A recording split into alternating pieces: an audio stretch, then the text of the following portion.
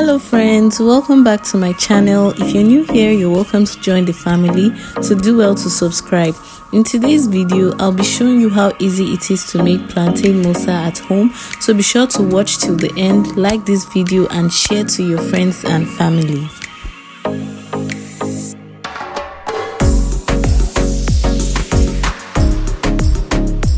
So I'll start by mixing my ingredients together. I have milk, salt, nutmeg, yeast, onions, pepper and sugar.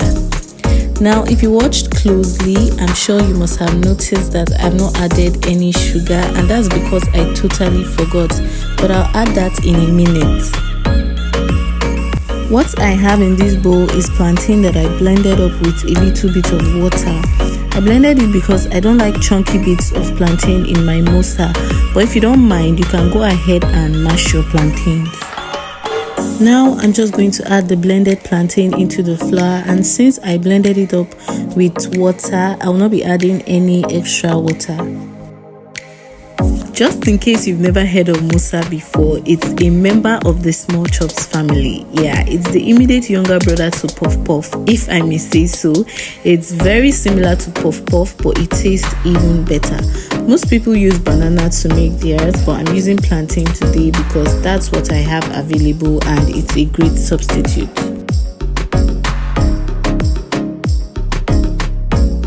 The onions and pepper gives it this rich savory flavor, so while they are optional, I highly recommend you don't skip them.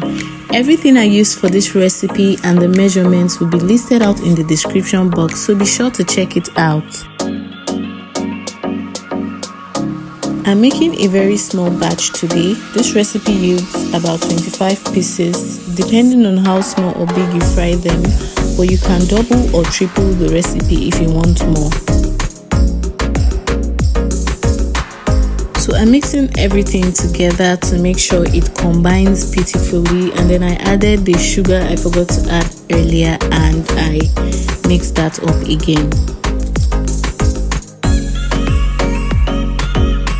After mixing, I covered and allowed it to rest in one place for 30 minutes.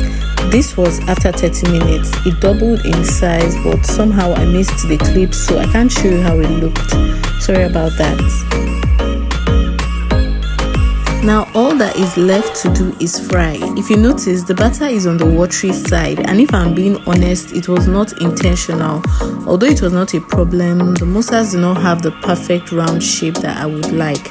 They had these tiny tails attached to them because of how loose the batter was. Scooping it was a little bit difficult too, but I was able to manage that. I recommend you add your water in bits and not too much at a time, because while the batter rests, it will loosen up even more because of the sugar in it. So if you're enjoying this video, I think now is the time to give it a thumbs up, like this video, share, subscribe and all the good stuff. Also drop a comment in the comment section. I'd love to hear from you.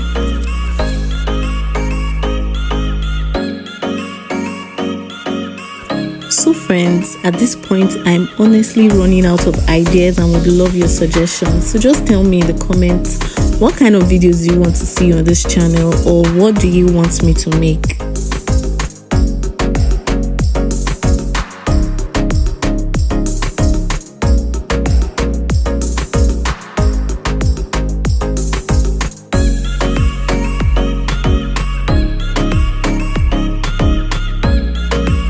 Anyways, that being said, we have finally come to the end of this video. I did something in the last video where I asked you guys to type a word, and I was really happy to see that most of you got to that point of the video.